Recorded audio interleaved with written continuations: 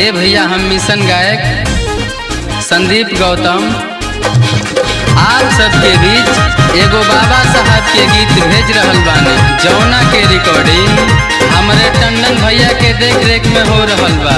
हमके आशा ना पूरा विश्वास बा आप सबके जरूर पसंद आई। जय भीम।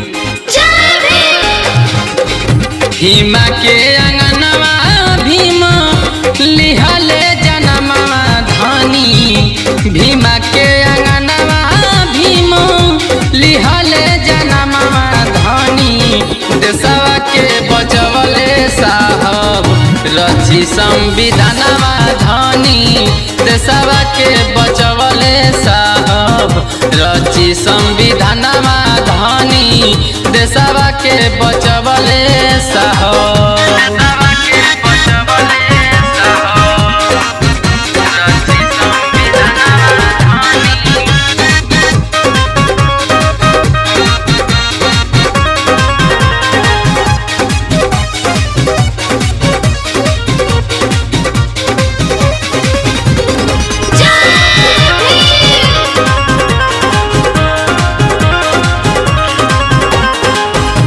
गर्दन में हारी रहे झाड़ू कमर में, हौवे चमार सूत्र कहे सब नगर में। गर्दन में हारी रहे झाड़ू कमर में, हौवे चमार सूत्र कहे सब नगर में।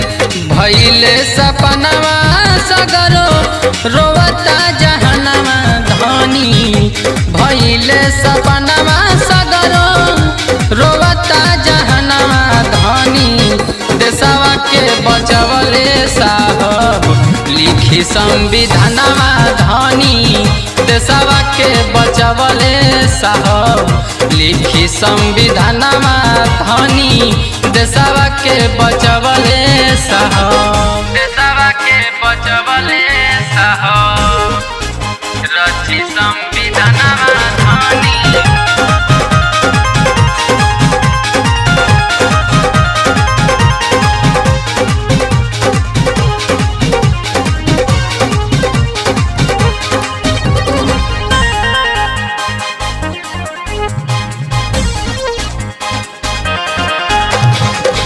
पढ़त लिखत बड़े लोगवा बिछड़े समाज हो, उन्हीं के देन हवे मिलल जेवनाज हो।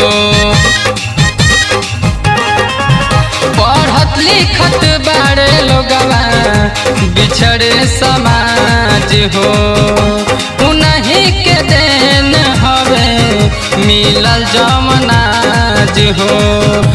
गावेले संदीप राहुल लिखले लिखनवा धनी, भैया सुशील टंडन चुमेले चरणवा धनी, देशवा के बचवले साहब रची संविधानवा धनी, देशवा के बचवले साहब रची संविधानवा धनी, देशवा के बचवले साहब। भीमा के अंगनवा भीम लिहले जनमवा धनी, भीमा के अंगनवा भीम लिहले जनमवा धनी, देशवा के बचवले साहब रची संविधानवा धनी, देशवा के बचवले साहब रची संविधानवा धनी, देशवा के बचवले